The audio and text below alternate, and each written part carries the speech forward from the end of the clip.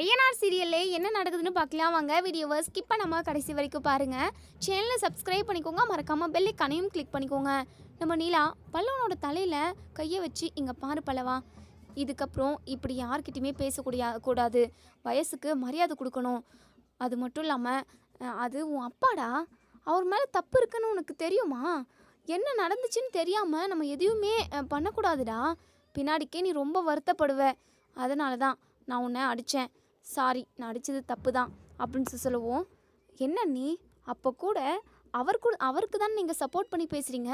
என்னை அடித்ததுனாலையோ இல்லை நான் இந்த வீட்டை விட்டு வெளியே போனோன்னே எனக்காக நீங்கள் யாராவது வந்தீங்களா? வரேன்னு சொன்னவங்களையுமே வேண்டாம் அவனே வருவான்னு சொல்லிட்டு தடுத்து நிப்பாட்டி வச்சுருக்கீங்க. அப்போது நீங்கள் தான் என் மேலே பாசம் வைக்கிறதெல்லாம் கம்மியாயிடுச்சு, என் அண்ணனுங்களும் அதே மாதிரி இருக்கும்னு நினைக்கிறீங்களா நீ? அப்போது எனக்குன்னு யாருமே இல்லையா? என் அம்மாவும் என்னை விட்டுட்டு போயிட்டாங்க, நீங்களும் என்னை அடிக்கிறீங்க திட்டுறீங்க. அது மட்டும் இல்லாமல் என் அண்ணனுங்களும் என் மேலே ரொம்ப பாசமாக தான் இருந்தாங்க. ஆனால் நான் வீட்டை விட்டு போகிறேன், யாருமே எனக்காக வந்து நிற்கலை. அப்போது எனக்கு யாருமே இல்லை தானே? சரிங்க அண்ணி, பரவாயில்ல, எனக்கு உயிரோடு இருக்கவே பிடிக்கல அண்ணி அப்படின்னு சொல்லிட்டு அழுகுறாங்க. உடனே நிலா இருந்துட்டு, இங்கே பாரு பல்லவா, பல விஷயம் உனக்கு பின்னாடி தெரிய வரப்போ கண்டிப்பாக நீ நிறைய யோசிப்படா, வருத்தப்படவும் செய்வ. அப்படி உனக்கு எந்த ஒரு சுச்சுவேஷனில் நடந்துடக்கூடாதுன்றதுக்காக தான் நான் இப்படி உன்கிட்ட சொன்னேன். உன் அப்பா தப்பு பண்ணாருன்னு உனக்கு எப்படிடா தெரியும்? உன் அப்பா தப்பு பண்ணலடா அப்படின்னு சொல்ல வருவோம். உடனே நம்ம நடேசன் பின்னாடி இருந்து, வேண்டாம் மணிலா, உண்மையை சொல்லிடாத, அவன் எனக்கு எப்படி வேணாலும் திட்டுட்டோம், அவன் கண்டிப்பாக அவன் ஒரு நாளைக்கு புரிஞ்சுப்பான். ஆனால் நீ இப்போ சொல்லி அவனை ஒரே அடியாக வீட்டை விட்டு துரத்திட போகிறம்மா. அவன் கண்டிப்பாக தாங்கிக்கவே மாட்டான், வீட்டை விட்டு போக தான் நினைப்பான். அதுக்கப்புறம் அவனுக்கு உயிருக்கு ஏதாவது ஆயிடுச்சு அப்படின்னா நான் என்னம்மா பண்ணுவேன் அப்படின்னு சொல்லிட்டு சைக்கியாலே சொல்கிறாங்க. உடனே நிலா சொல்கிறத நிப்பாட்டிடுறாங்க. உடனே பல்லவன் இருந்துட்டு, என்ன நீ சொல்லுங்கள், அந்த ஆளை பற்றி பெருமையாக சொல்லுங்கள். அந்த ஆள் எப்படின்னு சொல்லிட்டு உங்களுக்கும் தெரியும், எனக்கும் தெரியும், என் அண்ணனுங்க எல்லாருக்குமே தெரியும்ல. சேர் அண்ணனோட அம்மாவை அவர் தானே கொண்டு போட்டார், என் அம்மாவையும் அடித்து துரத்திட்டாரு. நீங்கள் யாரும் கேட்கல, நான் கேட்குறேன், என்னையும் கேட்க விட மாட்டேங்கிறீங்க. என்ன நீ, முன்னாடியெல்லாம் நீங்கள் நல்லவங்களாக தான் இருந்தீங்க, இப்போ என்னென்ன ஆச்சு உங்களுக்கு அப்படின்னு சொல்லிட்டு இங்கே நம்ம பல்லவன் கேட்கவும், டே பல்லவா, நடக்கிறது எல்லாமே நல்லதுக்கு தான்டா. ஆனால் உண்மை எதுன்னு தெரியாமல் நீ யாரையுமே கஷ்டப்படுத்தக்கூடாது, காயப்படுத்தவும் கூடாது, சரியா? நான் உன் அம்மா மாதிரி தானடா. அப்போது உன் அம்மா மட்டும் அடித்தா ஏன்? இப்போ உன்னை விட்டு தனியாக போயிட்டாங்க, அப்போ கூட உன் அம்மா மேலே தானே உனக்கு பாசம் அதிகமாக இருக்குது. உன் அம்மா உன்னை பற்றி யோசிக்கவே இல்லைடா பல்லவா, உன்னை விட்டுட்டு போயிட்டாங்க, அவங்களுக்காக நீ ஏன் அங்கிள் கூட சண்டை போட்டுக்கிட்டு இருக்க? அதே சமயம் நான் அடித்ததா பெரிய இதாக பேசிக்கிட்டு இருக்க. அப்போது உன்னை நான் அடிக்கிறதுக்கான உரிமை எனக்கு இல்லையா? நான் உன்னை அதாவது உன்னை நான் என் உயிராக நினைக்கிறேன்டா. உனக்கு எப்படி நான் சொல்லி புரிய வைக்கிறதுன்னு தெரியல. நீ என்ன வேணால் நினச்சிக்கோ, நீ அங்கிளை திட்டினது, ஷர்ட்டை பிடிச்சது, செத்துப்போன்னு சொன்னது, இதெல்லாம் தப்புடா, தப்பான வார்த்தை, இதெல்லாம் இனிமேல் யூஸ் பண்ணவே கூடாது அப்படின்னு சொல்லிட்டு உடனே நம்ம பல்லவன் இருந்துட்டு அழுகுறாங்க. ஏன் என் வாழ்க்கையில் மட்டும் இப்படியெல்லாம் நடக்கணும்? என் அம்மா என்னை விட்டுட்டு போயிட்டாங்க, என் அப்பா இப்படி இருக்காரு, என் அண்ணனுங்க என் மேலே பாசமாக தான் இருந்தாங்க, அதுவும் கம்மியாயிடுச்சு. என் அண்ணி என் மேலே உயிரே வச்சுட்டு இருந்தாங்க, ஆனால் அதுவும் இப்போ இல்லை. எனக்குன்னு யாருமே இல்லாத மாதிரி தோணுது. என்னை சுற்றி நீங்கள் எத்தனை பேர் இருக்கீங்கள, ஆனால் எனக்கு யாருமே இல்லைன்னு தான் தோணுது அண்ணி அப்படின்னு சொல்கிறாங்க. இங்கே பாரு பல்லவா, நீ நிறைய யோசிச்சுக்கிட்டே இருக்காத. உன் அம்மாவை பற்றி யோசிக்கிறதுனால தான் மற்றவங்க எல்லாருமே நாங்கள் கெட்டவங்களா தெரிகிறோம். ஐயோ அண்ணி, நான் யாரையுமே கெட்டவங்களாம் சொல்லலை அண்ணி, ஏன் எனக்காக யாருமே பேச மாட்டேங்கிறீங்க அப்படின்னு சொல்லிட்டு தான் நான் கேட்குறேன், தவிர மற்றபடி வேறு ஒன்றுமே இல்லை அண்ணி அப்படின்னு சொல்லிட்டு.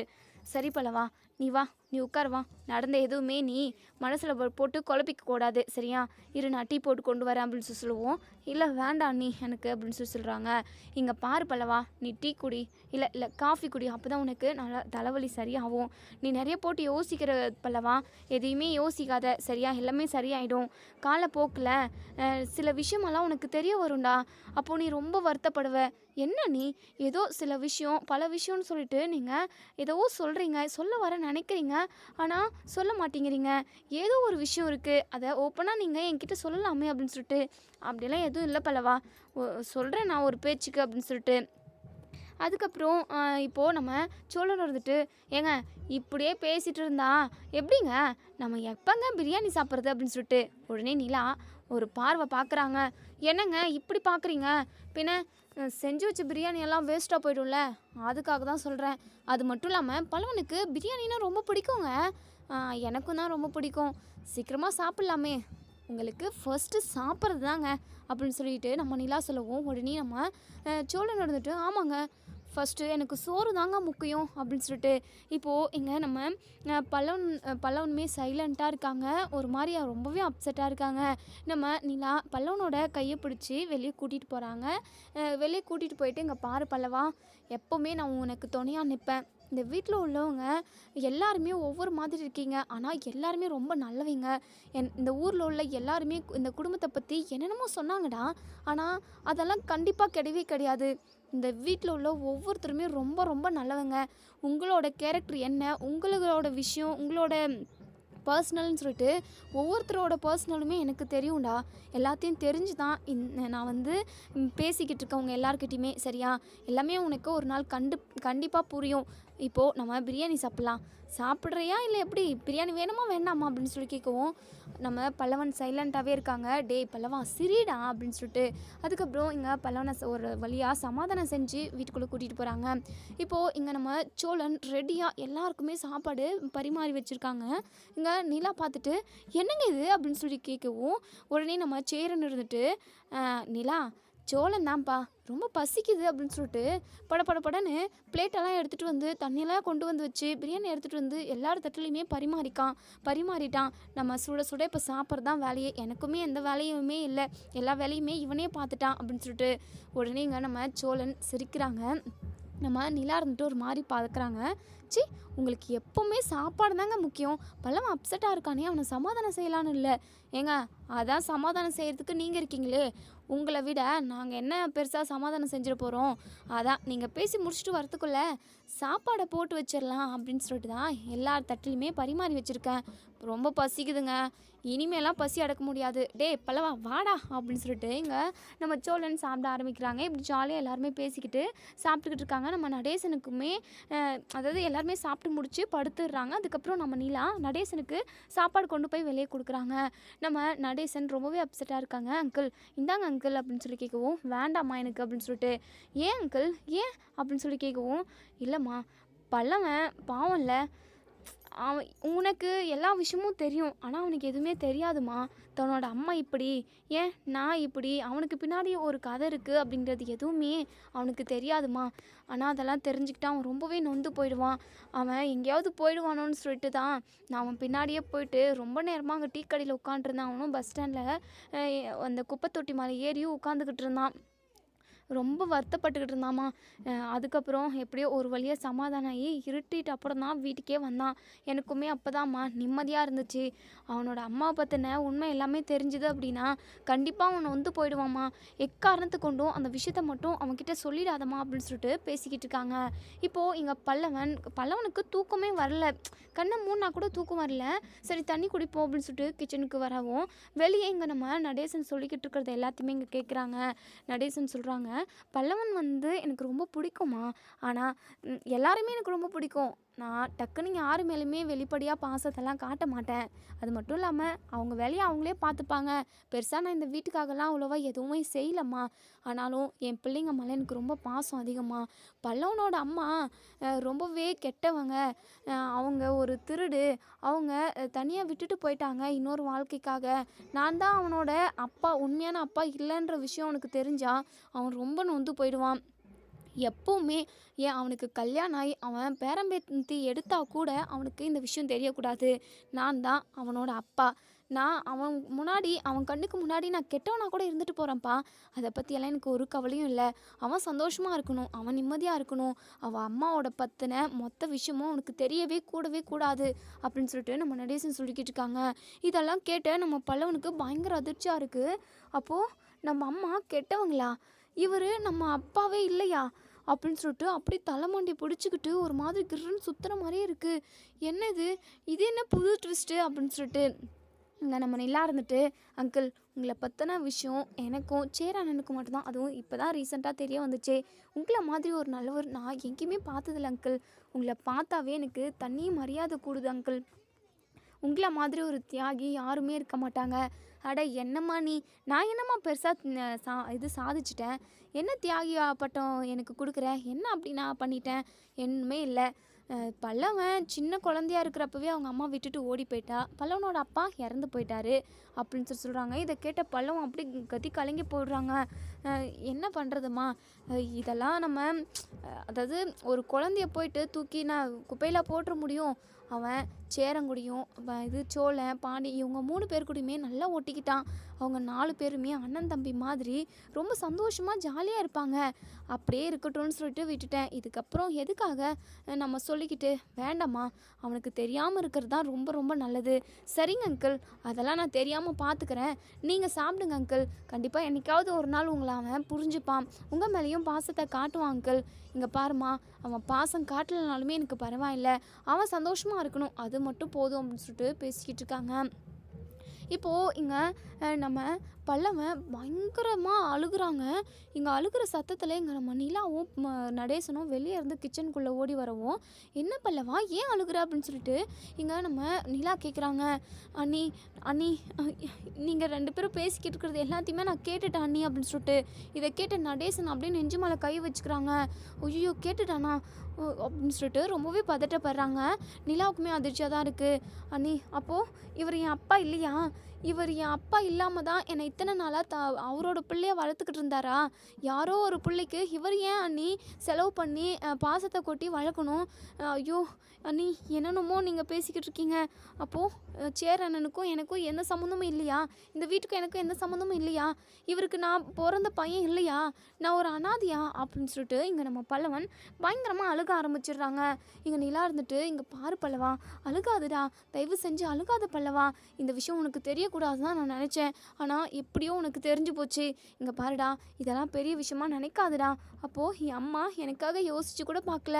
என் அம்மா என்னை விட்டுட்டு போயிட்டாங்க. வேணும்னே அவங்க இன்னொரு வாழ்க்கையை தேர்ந்தெடுத்துக்கிட்டதுனால என்னை விட்டுட்டு போயிட்டாங்களா அப்படின்னு சொல்லிட்டு இங்கே நம்ம பல்லவன் பயங்கரமாக அழுகுறாங்க. நடேசன் இருந்துட்டு, இங்கே பாரு பல்லவா, நீ அழுகக்கூடாதுடா. உனக்கு நினைவு தெரியாததுக்கு முன்னாடி இருந்தே நான் தான்டா உன் அப்பா. இப்போவும் நான் தான் உன் அப்பா. நடந்தது போனது வந்ததெல்லாம் எதுவுமே பேச வேணாம்டா பல்லவா. இப்போ இருக்கிற சுச்சுவேஷனை மட்டும் பாருடா. உனக்குன்னு அம்மா யாரும் இல்லை. அம்மாவும் அப்பாவும் நான் தான்டா உங்களுக்கு அப்படின்னு சொல்லிட்டு நம்ம நடேசன் சொல்கிறாங்க. இங்கே நம்ம பல்லவனுக்கு ரொம்பவே குற்ற உணர்ச்சியாக இருக்குது. நடேசன் முகத்தை பார்த்து பேசவே. அது சாரிங்க அப்படின்னு சொல்லிட்டு சொல்கிறாங்க. இங்கே பாருடா, சாரிங்க வாங்க போங்க, அப்படியெல்லாம் பேசவே பேசாதுடா. முன்னாடியெல்லாம் நீ என்னை எப்படி கூப்பிடுவ? யோ வாயா போயா இப்படியே பேசுடா.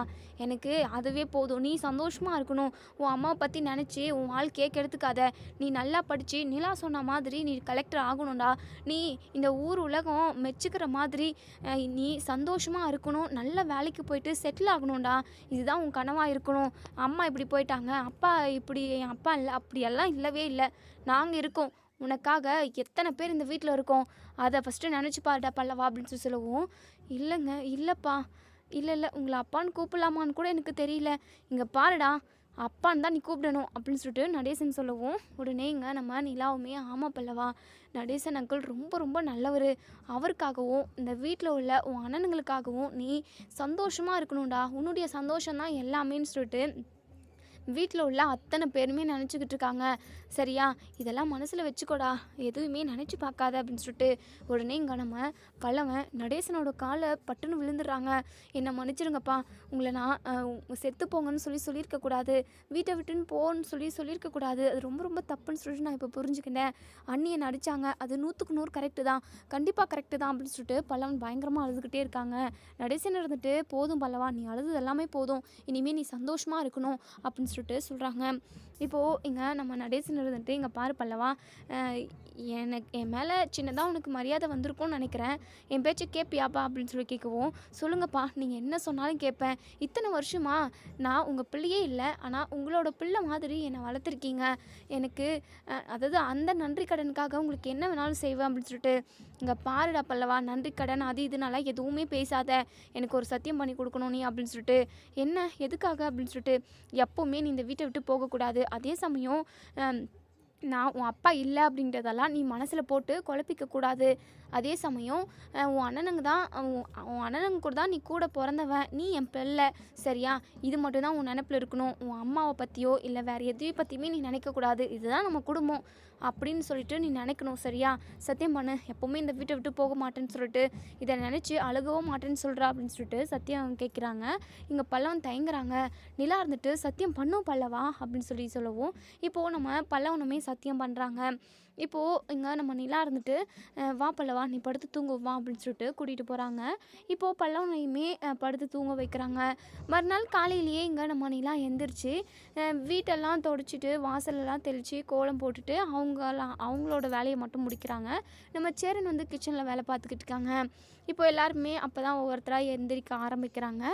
நம்ம சோழன் அண்ணே டீ கொடுண்ணே அப்படின்னு சொல்லவும் உடனே நிலா மறைக்கிறாங்க. இங்கே பாருங்கள், உங்களுக்கு எத்தனை டைம் தான் சொல்கிறது, உங்களுக்கு டீ வேணும் அப்படின்னா நீங்களே போய் போட்டு குடிங்க. எல்லாம் டீ எல்லாம் போட்டு ரெடியாக கொதிக்க வச்சுருக்கு, நீங்கள் சக்கரை போட்டு மிக்ஸ் பண்ணிக்கோங்க, அவ்வளவுதான். சும்மா தேவையில்லாமல் அண்ணனவே வேலை வாங்கிக்கிட்டு இருக்காதீங்க அப்படின்னு சொல்லிட்டு நம்ம நிலா சொல்கிறாங்க. உடனே சோழன் இருந்துட்டு ஐயோ காலையிலேயே ஆரம்பிச்சிட்டாங்க இவங்க, சரி நானே போட்டுக்கிறேன் அப்படின்னு சொல்லிட்டு நம்ம சோழன் தூக்க கண்ணிலே போயிட்டு டீயை போட ஆரம்பிக்கிறாங்க. இன்னொரு சைடு நம்ம சந்தாவுக்கு காலையிலே கால் வருது அவங்க மாமா கிட்டேருந்து. என்ன சந்தா, என்ன பண்ணிக்கிட்டு இருக்க, உனக்கு என்ன சொன்னேன், சீக்கிரமாக கிளம்பி ஊருக்கு வரையா வர முடியாதான்னு நான் சொல்லிக்கிட்டே தானே இருந்தேன், என்ன எப்போ கிளம்பி வர, நீ வரையா இல்லை நான் வரட்டுமா உன்னை கூட்டிகிட்டு போகிறதுக்கு அப்படின்னு சொல்லிட்டு ரொம்பவே கோவமாக கேட்கவும் இங்கே சந்தா அப்படியே பயங்கரமாக பதட்டப்படுறாங்க, பயப்படவும் செய்கிறாங்க. இப்போது இங்கே நம்ம சந்தா சொல்கிறாங்க, இங்கே பாருங்கள் தயவு செஞ்சு என்னை விட்டுருங்க, உங்களை எனக்கு பிடிக்கவே இல்லை, பிடிக்காத ஒருத்தவங்களை கல்யாணம் பண்ணிக்கிட்டு நான் எப்படியும் ஆள முடியும் அப்படின்னு சொல்லிட்டு ஹிந்தியில் சொல்கிறாங்க. அவங்களுமே ஹிந்தியில் சொல்கிறாங்க, இங்கே பாரு சந்தா, உனக்கு வேறு வழியே இல்லை, நீ என்ன தான் கல்யாணம் பண்ணிக்கிட்டோம், எனக்கு என்ன குறைச்சல் சொல்லு, ஏன் நான் அழகா இல்லையா என்ன, ஏன் எனக்கு பண வசதி இல்லையா, இப்படி எனக்கு எல்லாமே இருக்கே, எல்லாமே இருக்குது, ஆனால் நல்ல குணம் இல்லையே, உங்களுக்கு எக்கச்சக்கமான அதாவது எத்தனை பொண்ணுங்களை நீங்கள் தப்பாக ட்ரீட் பண்ணுறீங்க, தப்பான ஒரு வழியில் போகிறீங்க, குடிக்கிறீங்க, சிகரெட் பிடிக்கிறீங்க அப்படின்னு சொல்லிட்டு எக்கச்சக்கமான இல்லாத பொல்லாத கெட்ட பழக்கம் எல்லாமே உங்கள்கிட்ட இருக்கே அப்படின்னு சொல்லிட்டு இங்கே நம்ம சந்தா வந்து அழுதுகிட்டே சொல்கிறாங்க. இங்கே பாரு சந்தா, உனக்கு வேறு வழியே இல்லை, நீ இன்றைக்கி ஈவினிங்குள்ளே கிளம்பி வீட்டுக்கு வரணும், அப்படி இல்லைனா கண்டிப்பாக உன்னுடைய அதாவது உங்கள் ஊருக்கே வந்து அதே ஊரில் அதே கோவிலில் உன் கழுத்தில் நான் தாலியை கட்டுவேன் அப்படின்னு சொல்லிட்டு இங்கே சந்தாவோட மாமா வந்து மிரட்டுறாங்க. இதை கேட்டதுமே சந்தா பயங்கரமாக அழுகுறாங்க. அவங்க மாமா வந்து ஃபோனை கட் பண்ணிடுறாங்க.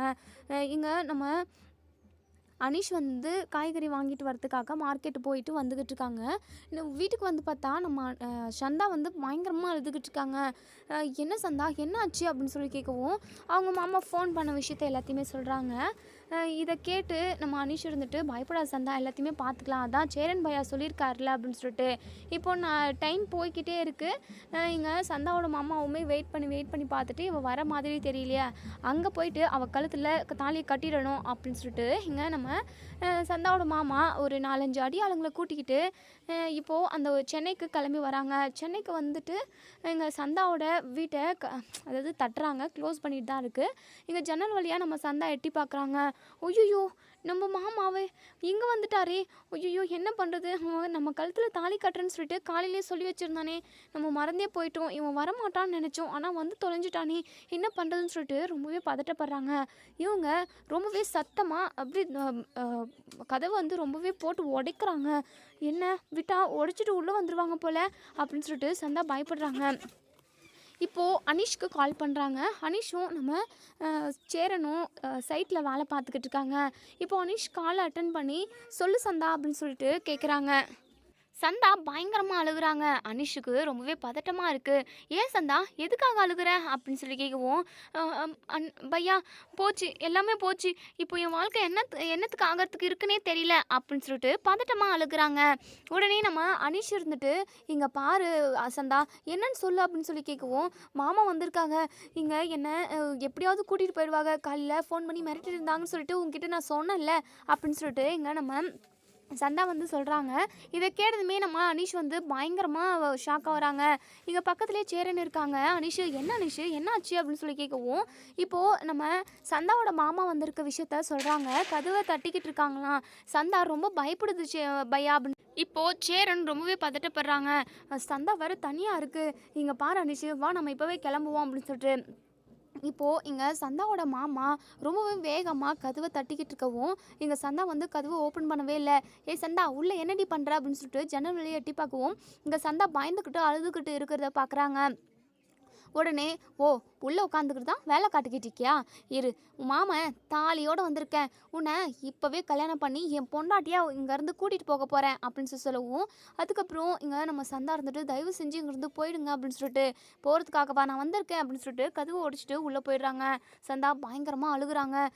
இங்கே பாரு சந்தா, ஏன் என்னை பார்த்தாவே இப்படி வெறுப்பாகிற, என்னை பார்த்தாவே உனக்கு பிடிக்க மாட்டேங்குது, இங்கே பாரு சந்தா, உன்னை ரொம்ப நல்லா பார்த்துப்பேனா, இப்போவே உன்னை உன் கழுத்தில் தாலியை கட்டி நான் இப்போவே நம்ம வீட்டுக்கு கூட்டிகிட்டு போக போகிறேன், உன்னை மகாராணி மாதிரி பார்த்துக்க போகிறேன் சந்தா அப்படின்னு சொல்லுவோம். உடனே சந்தா இருந்துட்டு, இங்கே பாருங்கடா, தயவு செஞ்சு இங்கேருந்து போயிடு, நான் ஒருத்தரை லவ் பண்ணுறேன், நான் அவரை தான் கல்யாணம் பண்ணிப்பேன், அவர் கூட நான் சந்தோஷமாக வாழணும்னு நினைக்கிறேன், தயவு செஞ்சு இங்கேருந்து போயிடு அப்படின்னு சொல்லுவோம். ஓ அப்படின்னு சொல்லிட்டு அவங்க மாமன் கை தட்டிக்கிட்டே, ஓ இதுதான் விஷயமா, இதனால்தான் நீ என்னை கல்யாணம் பண்ணிக்கிறதுக்கு அவாய்ட் பண்ணுறியா, சரி சரி, எப்படியோ நான் முன்னாடியே வந்தது நல்லதாக போச்சு, இப்போது நான் உன் கழுத்தில் தாலியை கட்டி கூட்டிகிட்டு போனால் தான் கரெக்டாக இருக்கும், இப்போ உன்னை விட்டேன் அப்படின்னா நீ லவ் பண்ணுற பையன் கூட ஓடி போயிடுவேன் அப்படின்னு சொல்லிட்டு, டேய் இவ 2 தடிமாடங்களும் சும்மா தான் நின்றுக்கிட்டு இருக்கீங்க, இவ 2 கையும் பிடிங்கடா அப்படின்னு சொல்லிட்டு அவங்க அடி ஆளுங்கிட்ட சொல்லவும், உடனே இங்கே நம்ம அதாவது நம்ம சந்தா பயங்கரமாக அழுகுறாங்க. வேண்டாம் விட்டுருங்க அப்படின்னு சொல்லிட்டு இப்போது 2 கையுமே பிடிச்சிக்கிறாங்க. சந்தாவோட மாமன் வந்து தாலி கட்டுறதுக்காக கழுத்துக்கிட்ட கொண்டு வரவும் சந்தா பயங்கரமாக கத்தி அழுகவும், கரெக்டான டைமில் இங்கே நம்ம அனீஷும் சேரனும் வந்துடுறாங்க. டேய் நிறுத்துடா அப்படின்னு சொல்லிட்டு சேரன் வந்து சொல்லவும், உடனே இங்கே சந்தாவோட மாமா தாலி கட்டாமல், யாருடா நீ, ஓ அனீஷா, அவன் யாருடா அப்படின்னு சொல்லி கேட்கவும், உடனே இங்கே நம்ம சேரன் இருந்துட்டு, நான் யாராக இருந்தால் உங்களுக்கு என்ன, எதுக்காக சந்தாவோட விருப்பமே இல்லாமல் நீங்கள் அவங்க கழுத்தில் தாலி கட்டுறீங்க, அதான் உங்களை பிடிக்கலன்னு சொல்லிட்டு சந்தா சொல்லிக்கிட்டு தானே இருக்குது அப்படின்னு சொல்லவும், அதெல்லாம் எங்கள் விஷயம், எங்கள் குடும்ப விஷயம், நீ யாரடா அதில் தலையிடறதுக்கு அப்படின்னு சொல்லுவோம். உடனே சேரன் சொல்கிறாங்க, அந்த பொண்ணு நானும் லவ் பண்ணுறோம், அவளை நான் கல்யாணம் பண்ணிக்க போகிறேன், அவள் எனக்கு பொண்டாட்டியாக ஆக போகிறா, அப்படி இருக்கிறப்போ என் லவர் மேலே நீ கையை வச்சா நான் சும்மா விட்டுருவேன், நான் உன்னை கையை இல்லாமல் பண்ணிடுவான் அப்படின்னு சொல்லிட்டு சேரன் பஞ்ச் டைலாக்லாம் பேசவும், இங்கே சந்தாவோட மாமா இருந்துட்டு, ஓ அவன் தானா நீ, உன்னை தான் லவ் பண்ணுறேன்னு சொல்லி என்கிட்ட சொல்லிக்கிட்டு இருந்தாளா, இருக்கு உங்களுக்கு, டேய் இன்னும் 2 தடிமாடங்களும் சும்மா தானே இருக்கீங்க, அவங்க 2 பேரையும் பிடிச்சி கட்டி போடுங்கடா அப்படின்னு சொல்லிட்டு சொல்கிறாங்க. உடனே அங்கே அடியாளுங்க எல்லாருமே இங்கே சேரனையும் அனுஷையும் பிடிச்சிக்கிறாங்க. இங்கே சந்தா கழுத்தில் எங்கள் சந்தாவோட மாமா வந்து தாலி கட்ட வரவும், இங்கே நம்ம சேரனுக்கு என்ன பண்ணுறதுனே தெரியல, அப்படி ஆட்டவும் முடியல, அசைக்கவும் முடியல, அவ்வளோ பெரிய குண்டு குண்டாக இருக்காங்க தடிமாடுங்க மாதிரி ரவுடி பசங்க, அவங்களால எதுவுமே பண்ணல, என்ன பண்ண முடியுது அப்படின்னு சொல்லிட்டு நம்ம சேரன் பயங்கரமாக யோசிக்கிறாங்க. இப்போது நம்ம சந்தா இருந்துட்டு, பையா காப்பாற்றுங்க பையா, இவன் என் கழுத்தில் தாலி கட்டிடுவான், இவன் கூடலாம் என்னால் ஒன்று சேர்ந்து வாழ முடியாது, தயவு செஞ்சு எனக்கு காப்பாற்றுங்க, டேய் விட்றா என்ன விட்றா அப்படின்னு சொல்லிட்டு இங்கே நம்ம சந்தா வந்து கத்துறாங்க.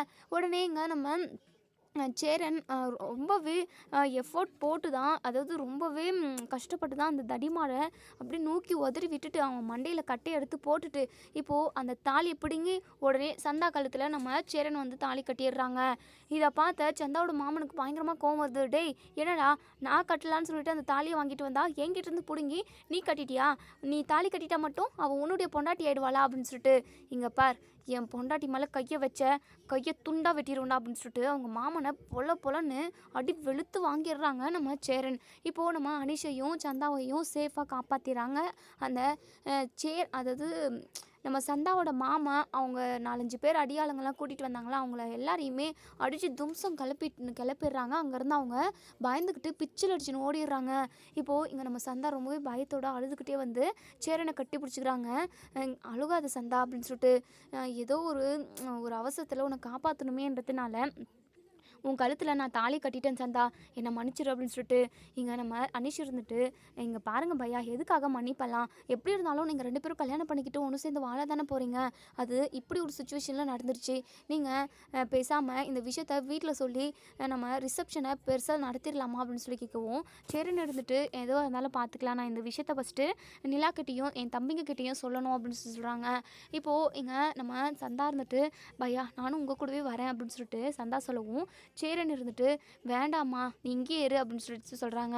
அனீஷ் இருந்துட்டு, இங்கே பாருங்கள் பையா, அதான் என் தங்கச்சி காலத்தில் நீங்கள் தாலி கட்டிட்டீங்களே, இப்போ அடுத்த செகண்டே அவங்க உன் பொண்டாட்டி தான், இப்போது நீங்கள் 2 பேரும் ஒன்று சேர்ந்து வாழ்ந்து தானே ஆகணும், ஏன் பையா இங்கே விட்டுட்டு போகிறீங்க, உங்கள் கூடவே கூட்டிகிட்டு போங்க, அதான் சந்தா உங்கள் கூட வரணும்னு சொல்லிட்டு ஆசைப்படுதில்ல அப்படின்னு சொல்லிட்டு சொல்கிறாங்க. அதுக்கப்புறம் நம்ம சந்தாவோட கையை பிடிச்சிக்கிட்டு வெளியே கூட்டிகிட்டு போகிறாங்க. சைக்கிளில் முன்னாடி உட்கார வச்சு கூட்டிகிட்டு போகிறாங்க. இவங்களுக்கு ஒரு 2 ஹிந்தி பாட்டையும் போட்டு 2 பேருமே ரொமான்ஸ் பண்ணிக்கிட்டே போகவும் வீட்டுக்கு போய் சேர்றாங்க. இங்கே சந்தாவோட கையை பிடிச்சிக்கிட்டு நம்ம சேரன் வந்து வீட்டுக்குள்ளே கூட்டிகிட்டு போகிறாங்க. இப்போது நம்ம நிலா, சோழன், பாண்டியன், பல்லவன் இவங்க எல்லாருமே பார்த்துட்டு பயங்கரமாக அதிர்ச்சி ஆகுறாங்க. நிலா இருந்துட்டு அப்படியே ஸ்டன் ஆகி போய் நிற்கிறாங்க. சோழன், அண்ணா என்னண்ணே கல்யாணம் பண்ணி கையை பிடிச்சி கூட்டிகிட்டு வர, எங்களுக்கு சொல்லவே இல்லை அப்படின்னு சொல்லிட்டு, அது வந்து சோலா என்னென்னமோ நடந்து போச்சுடா, என்னென்ன நடந்துச்சு, எங்களுக்கு சொல்லாமல் கல்யாணம் பண்ணணும்னு சொல்லிட்டு நீ முடிவே பண்ணிட்டியா அப்படின்னு சொல்லவும், முடிவெல்லாம் அது முடிவு பண்ணியெல்லாம் இப்படி பண்ணலடா, சந்தாவோட மாமா வந்து பிரச்சனை பண்ணிக்கிட்டு இருந்தாங்க அப்படின்னு சொல்லிட்டு ஸ்டார்ட் பண்ணி அங்கே நடந்த எல்லாத்தையுமே சொல்லிவிட்டு சந்தாவை காப்பாற்றுறதுக்காக தான் இப்படி ஒரு விஷயத்த செஞ்சுதான் நம்ம சேரன் வந்து அங்கே நடந்த விஷயத்த சொல்கிறாங்க. இதை கேட்டுமே நம்ம சோழன் பயங்கரமாக அதிர்ச்சி ஆகுறாங்க. சரிண்ணே ஏதோ நல்ல காரியம் தான் பண்ணியிருக்க, எப்படியோ உனக்கு கல்யாணம் நடந்துருச்சு, உனக்கு கல்யாணமே நடக்காதுன்னு சொல்லிட்டு இந்த ஊரில் உள்ள எல்லாருமே காலி பையனுங்க எப்படியெல்லாம் பேசினாங்க, இப்போ உனக்கு கல்யாணம் நடந்துருச்சுண்ணே, அண்ணே இதை சிம்பிளாலாம் விடவே கூடாதுண்ணே, இதை ஜாம்னு ரிசப்ஷன் பெருசாக செஞ்சிடணுண்ணே, அண்ணே 20 கெட்டாய் வெட்டி இந்த ஊரில் உள்ள ஒரு பையனை கூட விடக்கூடாது, மொத்த பெரியமே கூப்பிட்டு கெடா விருந்து போட்டுடணுண்ணே, ஊர் மெச்சுக்க நம்ம இந்த ரிசப்ஷனை நடத்துகிறோண்ணே அப்படின்னு சொல்லிட்டு உடனே நம்ம சேரன் வந்துட்டு, அந்த அளவுக்கு பெருசாலாம் எதுவும் வேணாண்டா, பணம் வேணும்ல அப்படின்னு சொல்லிட்டு, அண்ணே நீ அதுக்கெல்லாம் எதுவும் கவலைப்படாதண்ணே, எல்லாத்தையும் நான் பார்த்துக்கிறேன், அதான் உன் தம்பி இருக்கிற வரைக்கும் நீ என்ன கவலைப்பட போகிற, என் ரிசப்ஷனை நீ எந்த அளவுக்கு கிராண்டாக செஞ்ச, இதெல்லாம் எனக்கு ஞாபகத்தில் இருக்குண்ணே அப்படின்னு சொல்கிறாங்க. உடனே நிலா ஓர கண்ணால் இங்கே நம்ம சோழனை பார்க்குறாங்க. சோழன் நிலாவை பார்த்து சிரிக்கிறாங்க. அடிச்சு பூ அப்படின்னு சொல்லிட்டு துப்புறாங்க. என்னங்க நீங்கள், உங்களுக்கே தெரியும்ல நம்ம 2 பேரோட ரிசப்ஷனை அண்ணன் எம்புட்டு சிறப்பாக செஞ்சிச்சு அப்படின்னு சொல்லவும், அதெல்லாம் கரெக்டு தான், அண்ணன் செஞ்சார் தான், அவரோட ரிசப்ஷனுமே பெருசாக நடக்கணும், ஆனால் உங்களுக்கும் எனக்கும் நடுவில் எந்த ஒரு ரிலேஷன்ஷிப்பும் இல்லை தானே அப்படின்னு சொல்லிட்டு, எதுக்கு எடுத்தாலும் இதவே சொல்லிக்கிட்டுருங்க, எப்போ தான் நீங்கள் என் மனசை புரிஞ்சுக்கிட்டே என்னை ஏற்றுக்க போகிறீங்கன்னு எனக்கு